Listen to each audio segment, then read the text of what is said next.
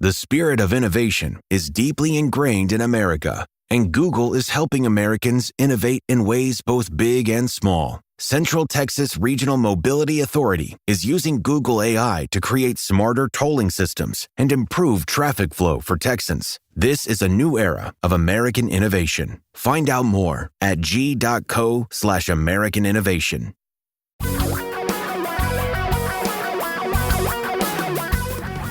Reality radio for a really great future. We're talking real money.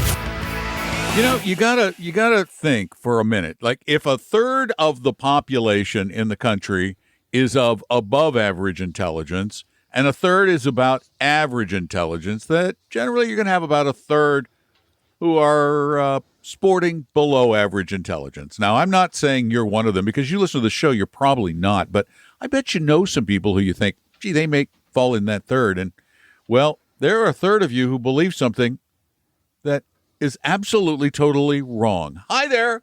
Welcome to Talking Real Money. I'm Don. That's Tom. On the screen from his house, and the quality is just terrible. Yeah, they're still working on getting the internet out here. They're talking so weird. 2030 or 2035. You know, the string works surprisingly well for audio, but not very well for video. It's just the end of the road. I mean, that literally is the end of the road. You literally are the end of the road. There is no going from here. We would like to spend some time telling you about money and talking with you about money. And it's so easy to communicate with us. All you have to do is call us on Saturday, like today, at 855-935-TALK, 855-935-8255. We'll talk about your money stuff, particularly investing stuff. And maybe set you straight when it comes to certain investments. What was I referring to when I said a third of you like something? Some things. It's more than the third. Well, it's a third. The two top things together. Right. A third of Americans, a third believe real estate is the best long-term investment. And then there's gold. Which they also, more than a third. You add the two of them up, and it's 7 out of 10 Americans who believe that gold and real estate are the best long-term investments. So it's only the highly above average intelligence people who actually know the fact that it's neither of those long-term. Not even close. Not even close. I mean, I got the numbers over 100 years. 100. Okay, hit them. What do you got? Let's just add in the rest of this, because go ahead. Stocks 16%. I think that's 1 out of 5. 16% believe they're the best. Yeah. Exactly. Wow, it just goes to show you how wrong we are about our facts. We really don't know as much as we think we know, but we do like to believe that we do. Okay, what is the best performing of those three asset classes? Stocks, real estate, or gold? Well, I went back 100 years, almost 100 years, to 1928. It's the farthest back I could get all the data. U.S. real estate, average annual return. This is not after inflation, before inflation. Does not include leverage, by the way, either. Nope, just the return, 4.2%. So $100 invested in 1928, by the end of 2024, would have given you just under $5,400. And I want to make sure you slipped it in very, very quietly. That is not a real rate. That's the rate before inflation. So after inflation, it's about 1%. Yeah, all these rates I'm going to give you are before inflation, so it's a fair compare. So 1% above inflation a year. So that's what a third of you believe is the best. Then another third of you believe gold. Okay. The average annual return for gold, 28 to 2024, about 5% per year. Okay, so there you get 2% above inflation. So that's a $100 investment becoming $10,000. Okay. Double real estate. Oh, so that third with real estate, well, the gold people beat you. How about the stock people? Average annual return, 1928 to 2024, 9.9%. Means $100. That's a significant difference. Means $100 became not twice as much as gold. No, not 10 times as much as gold, but 78 times as much as gold. or $787,000 on $100. And that is just an index of the largest That's companies the S&P in America. 500. Yep. Yeah, you didn't need to hire Warren Buffett for the last 98 years to make way more than the index. You just had to own those stocks. No. Fascinating. By the way, gold hasn't been this popular since, guess when? 1980? 2011. Oh. No, 2011, when the 2011, last major crisis, I guess, was with high unemployment, crippled housing markets, volatile stocks, etc. So there you go. That's why. So when are people going to admit they don't know as much as they think they know? We'll be back. 855-935-TALK. Tom and Don are talking real money. Your guides to a really great financial future. Tom and Don are talking real money. Hi, everybody. I'm Don. That's Tom. This is Talking Real Money. I'm in Florida. Tom's in Seattle. Well, loosely, we can say Seattle. Loosely. Seattle, the greater Seattle-ish. Seattle area. He's in the state of Washington. We can say that with certainty. By the way, what? You were not here last week, and people asked me what was going on. Oh, I should probably explain, shouldn't I? You probably should. All right, let me explain before we go to the phones. I have a genetic predisposition to arterial fibrillation or AFib. Among other things. I got a lot of but this was a relatively serious problem because it can cause stroke. It can cause clots and strokes. So I was on drugs for it, and I was going to go in to get an ablation done on my heart where they zap it.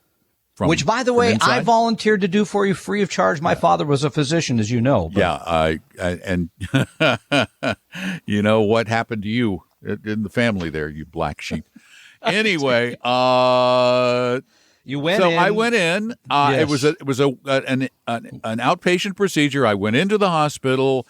They knocked me out, put me under. Then they put a little ultrasound device down my esophagus. TMI, we need to get on that. But they went in and they looked around and they went, oh, we can't do this. Because they found, you didn't want to tell them why, that you're the world's only living heart donor. Isn't that what they figured out? I got to get you new writers. I'm working on hiring you a new writer. I'm really working. Because I think you've used that joke. Oh, I'm sure at least maybe a half dozen times. I wasn't able to get the procedure done. No, we're all glad you're feeling better. I was going to be out for a while, but it had already been set up, and we're glad you're from the anesthesia. I'm sorry it didn't work out, though. But it didn't work out. I'm sorry it didn't work out. But I will say this: at least when I missed you missed the show for like silly little thing like heart surgery. At least when I'm not here for the show, it's a 5-star vacation. At least I got the priority and it straight. Is literally a 5-star vacation. Whereas, I haven't used that one before. Whereas I'm taking a brief vacation this week to go to my daughter's grad school graduation.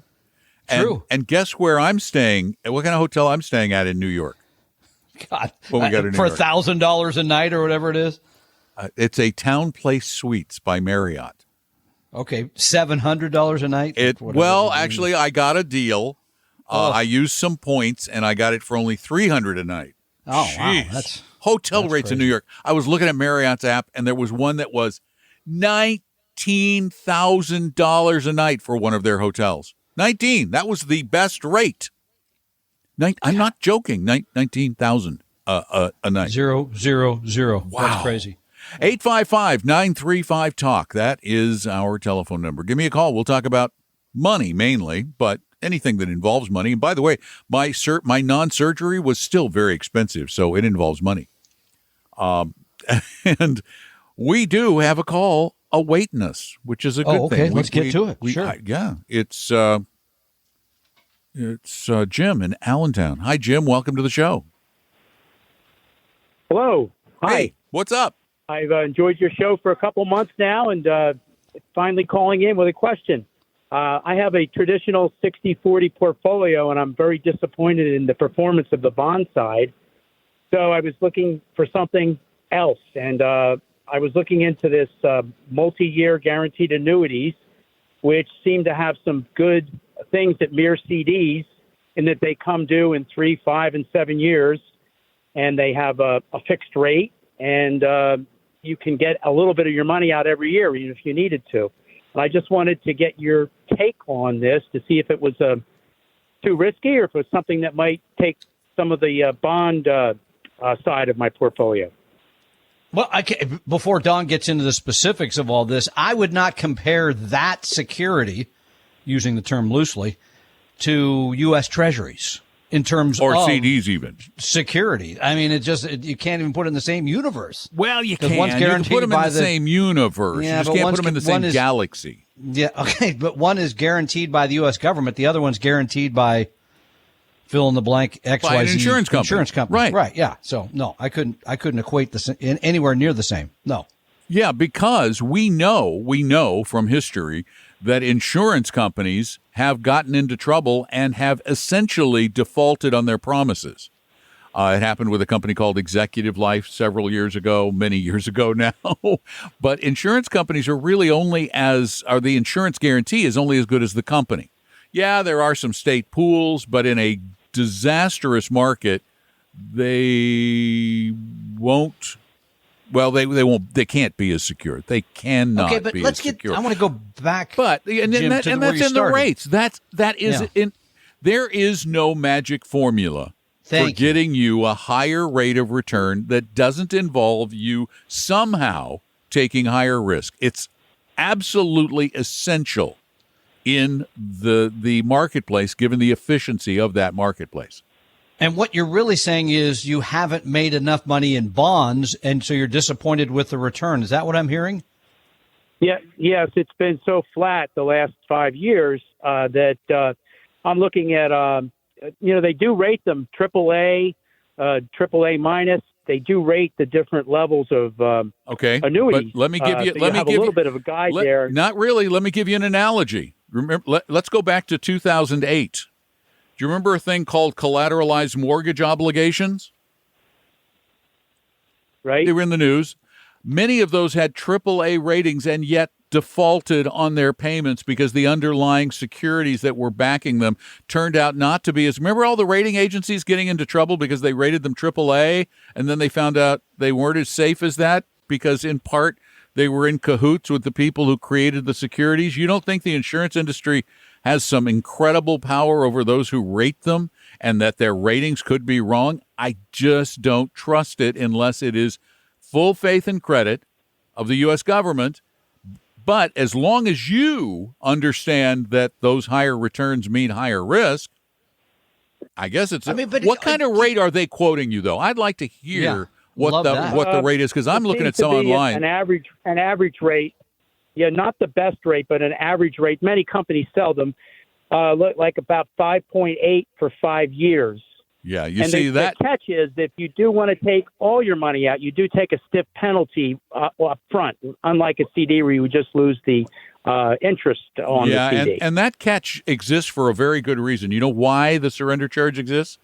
It's to pay back the commission paid to the agent. So they have to hold that money. Now, if somebody is paying out 5.8%, let's assume for just a second that it is absolutely as safe as U.S. Treasury securities or CDs. We're just going to make that hypothetical assumption right now. Where would all of the money in the world that wanted safety and high yields go? Right. Makes sense.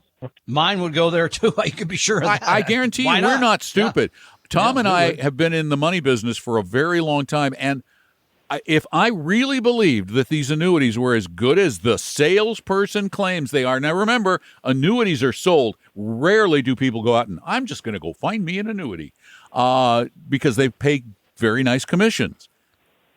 If I truly believe that they were comparable to a CD or a Treasury, I guarantee you I would have all of my fixed income money in these annuities, and I have nothing in them. And I would also go back, Jim, to the purpose of bonds. Those should be for stability in your portfolio. I think you're looking at them incorrectly here. Why aren't they making as much as stocks? They'll never make as much as stocks. And the fact that they're flat is part of what you get, but it's expected. Tom and Don are talking real money. For your real life and real future, Tom and Don are talking real money. Let me give you our phone number again because I know it's hard to remember it. and you're driving or something. So I figure if I say it enough, you can't forget it. Maybe I should create I forget a jingle. it sometimes. 855-935-8255. That's pretty good. Or talk. Yeah.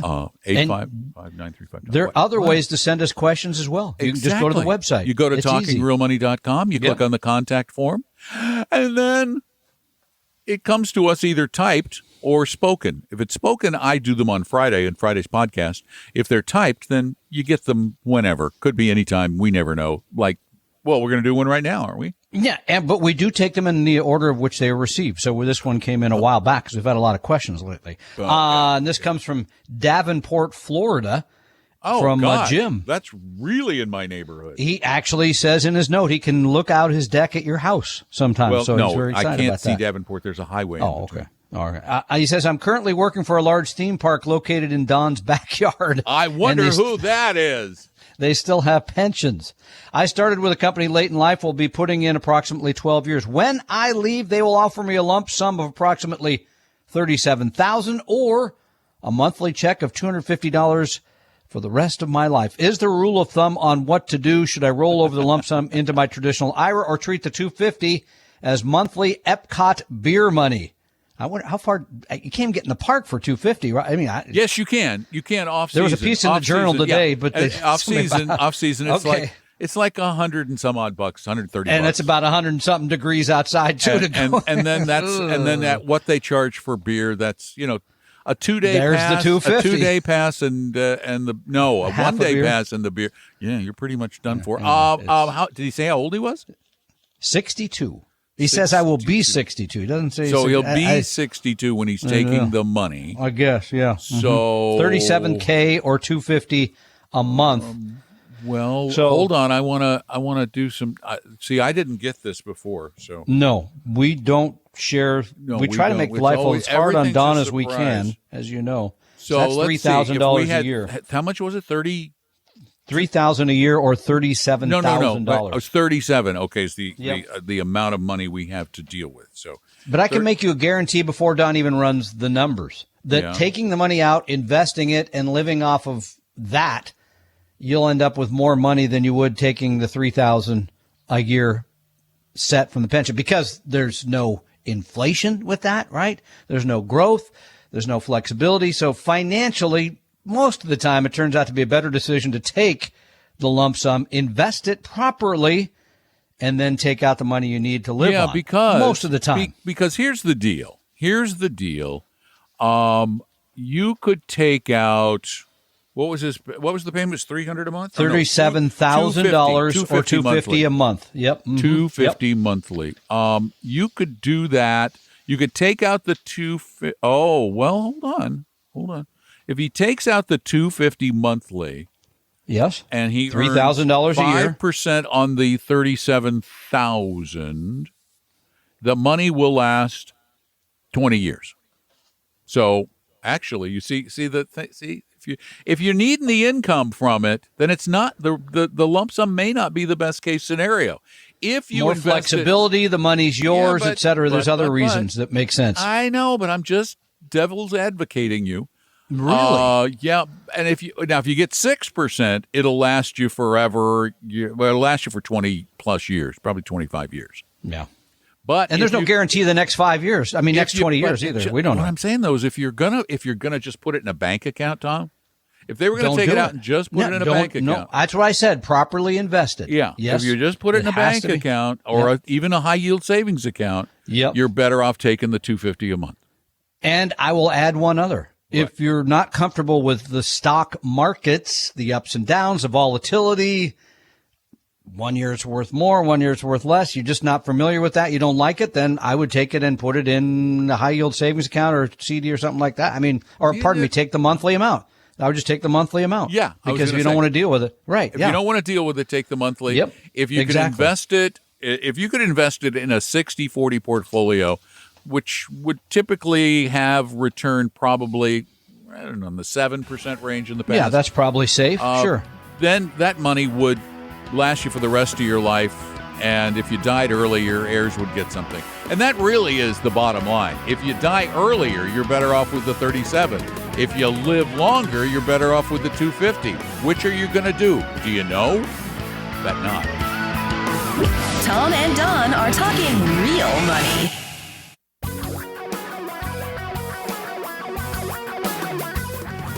Reality radio for a really great future. We're talking real money. Welcome back to the Talking Real Money radio show and eventually podcast. Hi, everybody. I am Don McDonald in Florida. Over there is Tom Cock in Seattle, sort of, kind of, maybe Duval. And we'd love to talk with you about money at 855-935-8255, 855-935-TALK. So give us a call. I noticed we do have, yes, looks like all our lines are officially open, yes. By the way, I'd appreciate more World War II references because the 80th anniversary of VE Day just occurred a few days ago. So? Victory in Europe, 80 years. So? I just, because, okay. It was 80 years ago. You weren't here then. I know. But my old man was there. He was fighting his way through. He was flying bombers. My old man was too young. Yeah. My old man. Now you're really going to try to hurt my feelings. Much younger. 855-935-TALK is our phone number. So call us with your questions or send them in to us at talkingrealmoney.com. And sometimes people just ask us questions and we go, like clients and things. And we go, oh, that would be a good question for the show. This just came up in the hallway recently. By the way, this is somebody who came to Retire Meet 6 years ago and said, we just love Retire Meet. We got to go back again. They quit going after COVID. They kind of lost track of it. But any rate, they were asking me. They have a 24-year-old daughter who's just starting out, right? Mm-hmm. First job, saving some money, et cetera, et cetera. And the question was, does it make more sense to crank up the retirement savings, or conversely, because you can't afford to do both, they said, right, save for a house, a place to live? It's a great question. It's a great question. I have to tell you, my youngest daughter decided to go with the house.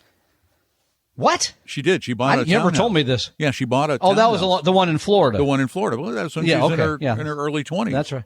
And because everybody gets rich with Florida real estate. Hate to say it, though, her timing was impeccable. Right before the big run up, the COVID run up, and all that. I mean, she did really well. But generally speaking, so I don't want to sound like a hypocrite. But generally speaking, I think it makes the most sense to max out those retirement savings vehicles, particularly the Roth, the tax-free baby. To max that out and aggressively invest that money, even if in 5 or 10 years you have to switch to afford the nicer home when you have a family.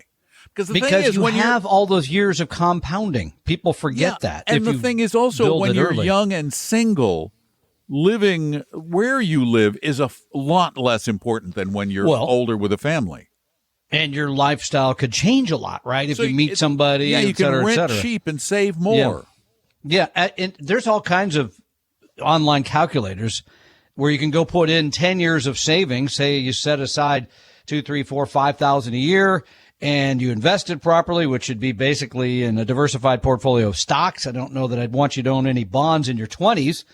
And then if you did nothing again after about age 30, but you just let that grow for the next 30 years, you're in a wonderful place. So I don't think there's much of an argument here on this one. I really think the housing should be lifestyle. The saving for retirement is really going to be a great financial move for somebody in the 20s. And by the way, you don't have to wait till you're in your 20s. You could do this with a kid who's got any income. Start that Roth IRA and start cranking that up when they're setting anything aside there. So it's a wonderful opportunity. Literally, we mean anything, any amount. Yeah, if they've got some sort of earnings, then they are well on their way to a very, very comfy future. Very comfy.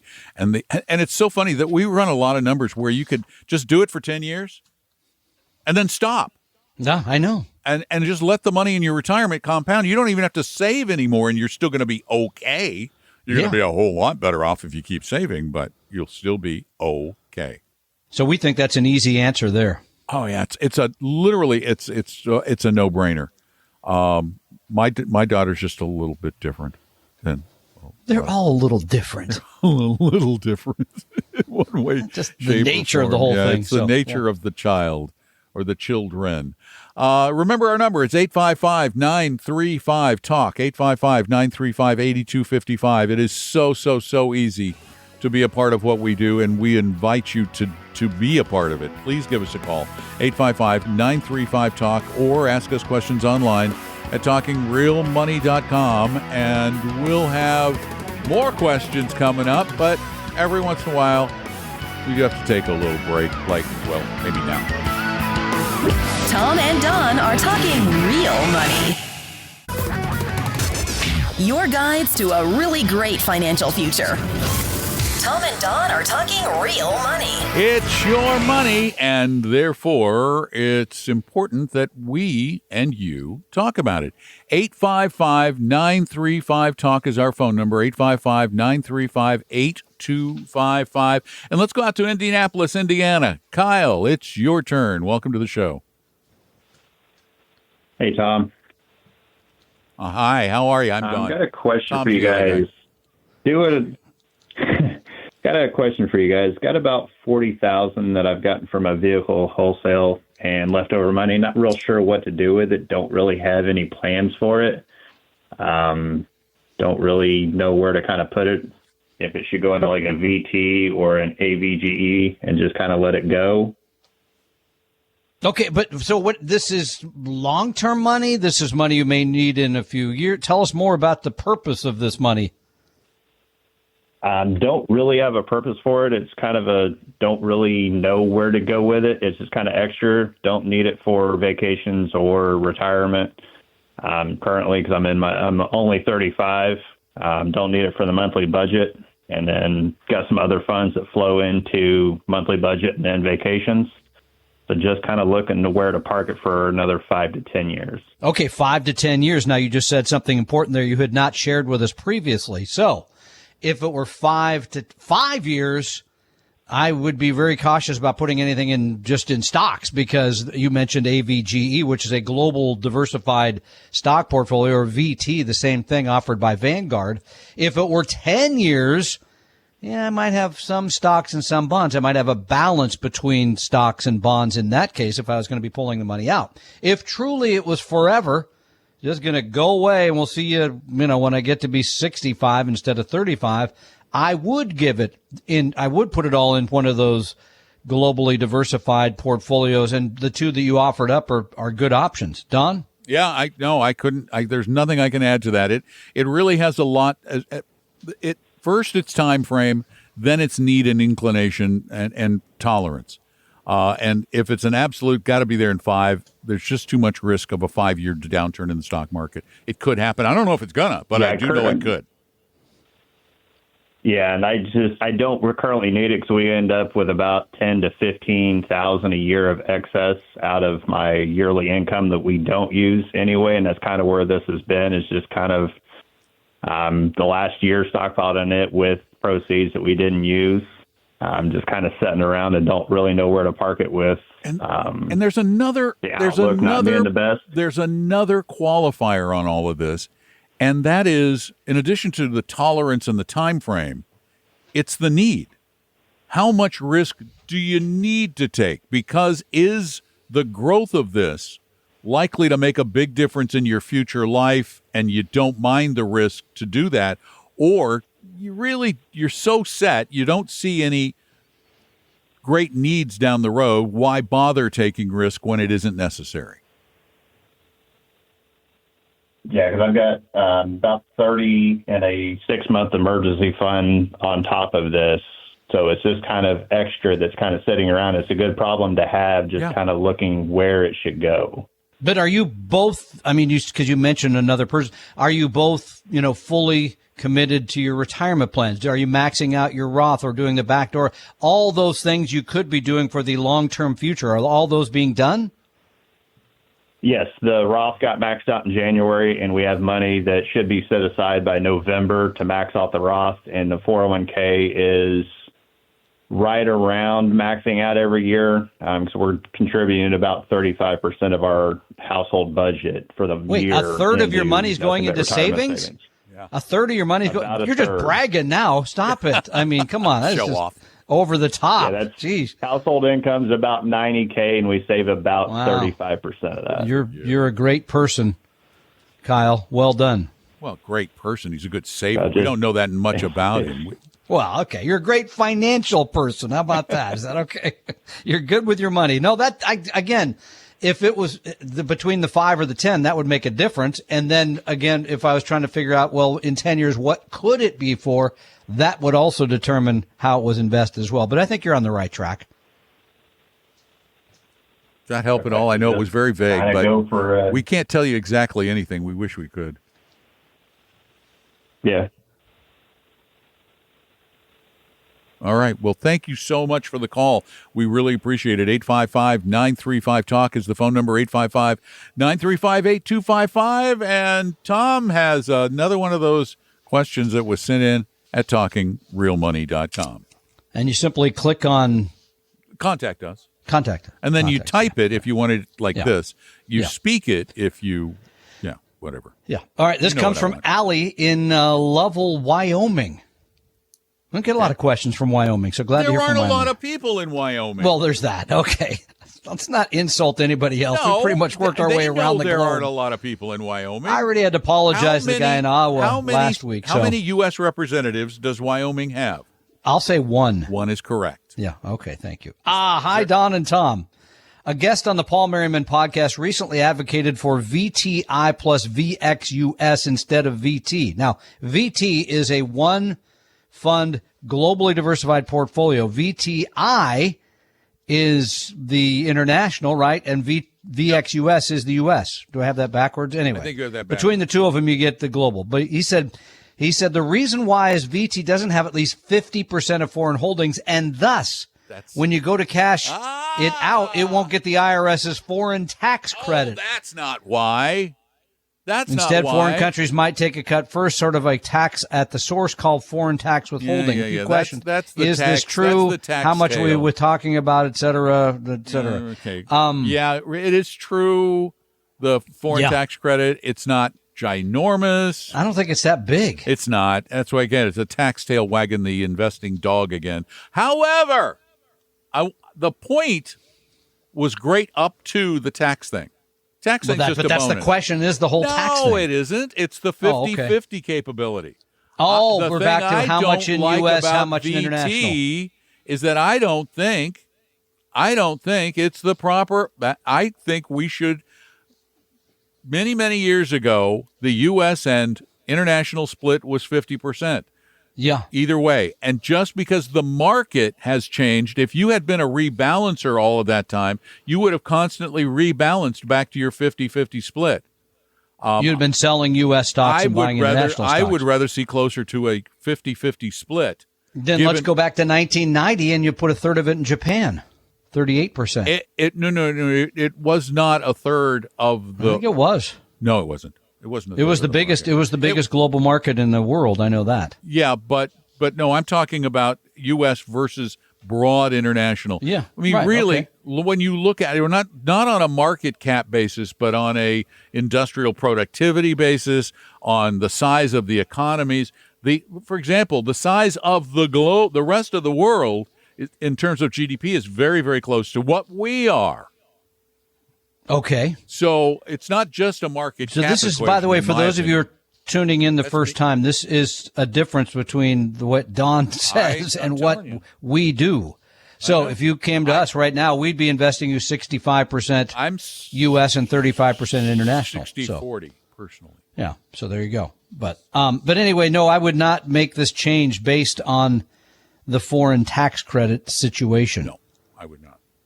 I agree with that. I was just trying to remember last time I really paid attention to that on my taxes because I don't know. Well, I don't sell much stuff, but anyway, no, that would be a big no. And thank you for listening to us in Wyoming, where those long winter nights can be a bit lonely, I imagine, too. So. And the phone number here is 855-935-TALK, 855-935-8255. Tom and Don are talking real money.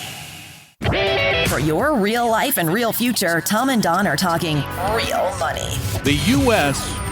accounts for about 27% of the global GDP, the entire GDP of the planet, gross domestic product.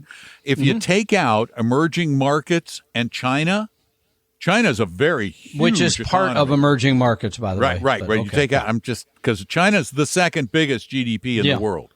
Then you got Japan and Germany. So you take that out. You really have, when you look at GDP, which I think, honestly, if I was making the rules, I would say it's your value as an economy in the world. That's why I come closer to that 50-50. I don't think it's an exact number. I just think it makes sense, particularly in an environment. This is kind of like Buffett think. In an environment where global or international stocks have not done anywhere near as well as U.S. stocks. By the way, we just need to clarify now that he's talking about the economy. He's not talking about stock valuations, very different things. Because I think stock valuations are not indicative of economic valuations. We get all kinds of arguments here, by the way. Stock valuations get all out of whack based on emotion. But I think Fama French would argue with you. But that's a whole other. We're veering. But I want to get him on and argue. If Gene Fama argues with you, you're okay with that? Of course, I'd take him on. So what? I wouldn't. I saw somebody do that once 40 years, 5 years ago, and it was frightening.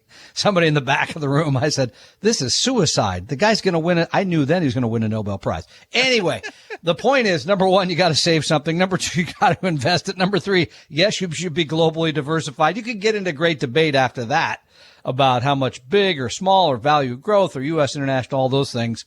But it's an interesting debate, and as we said, and as a matter of fact, agree to disagree. The only reason that Gene Fama suggests a higher percentage in the U.S. is because of the power of the dollar. That the fact that we live in a dollar-denominated country at the moment. Well, no, but we live in a dollar-denominated country. Well, you're right. I'm saying globally. Anyway, that's a whole other silly. But he does believe you need to have money in international.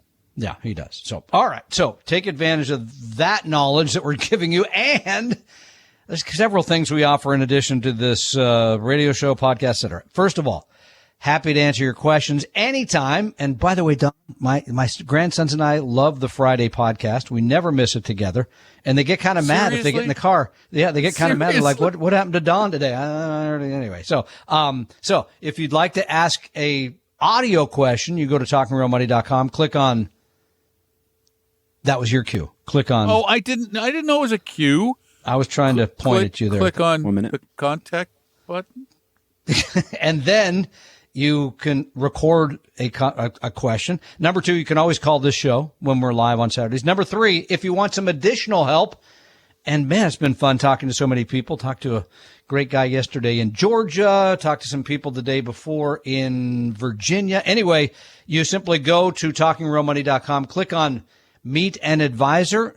And I'm going to meet some people at our Lake Oswego office here in 30. Loving that. So take advantage of all that. We do a free analysis of your portfolio, talk to you about your financial planning, all that stuff. What do you always say? It's free. We don't put any sales pressure on you, et cetera, et cetera. It's totally free. Yeah. We're not expecting anything out of you. Therefore, you should not expect anything like a sales pitch out of us, because we're not going to do that. Out of us. You scared me there for a moment. No, you should expect there's some great information we provide. Okay. I know. Well, no, because they worried about, pressure. It's frightening. I agree. Who wants to talk to their financial guy? Because they're going to sell you something. It's time we're done. Stop. TalkingRealMoney.com. The opinions and views expressed on this podcast were current on the date recorded. Opinions, estimates, forecasts, and statements of financial market trends that are based on current market conditions constitute our judgment and are subject to change without notice, including any forward-looking estimates or statements which are based on certain expectations and assumptions. Although information and opinions given have been obtained from or based on sources believed to be reliable, no warranty or representation is made as to their correctness, completeness, or accuracy. Information presented on the podcast is not personalized investment advice from Appella Wealth. The views and strategies described may not be suitable for everyone. This podcast does not identify all the risks, direct or indirect, or other considerations which might be material to you when entering any financial transaction. Past performance does not guarantee future results, and profitable results cannot be guaranteed. We hope you realize that the information provided on Talking Real Money is for informational, educational, and hopefully enjoyable purposes only. The podcast is not trying to get you to buy or sell any financial products or securities. Instead, the program is provided as a public service by Apella Wealth, a fee-only registered investment advisor. Please see Apella Wealth's ADV Part 2A on our website for information regarding Apella's fees and services. Apella Capital, LLC, DBA Apella Wealth, is an investment advisory firm registered with the Securities and Exchange Commission. The firm only transacts business in the states where it is properly registered or excluded or exempt from registration requirements. Registration with the SEC or any state securities authority does not imply a certain level of skill or training. Apella does not provide tax or legal advice, and nothing either stated or implied here should be inferred as providing such advice. Thanks for listening, and please visit TalkingRealMoney.com for more information and important disclosure related to performance of any specific index or fund quoted in this podcast. I think I need a nap.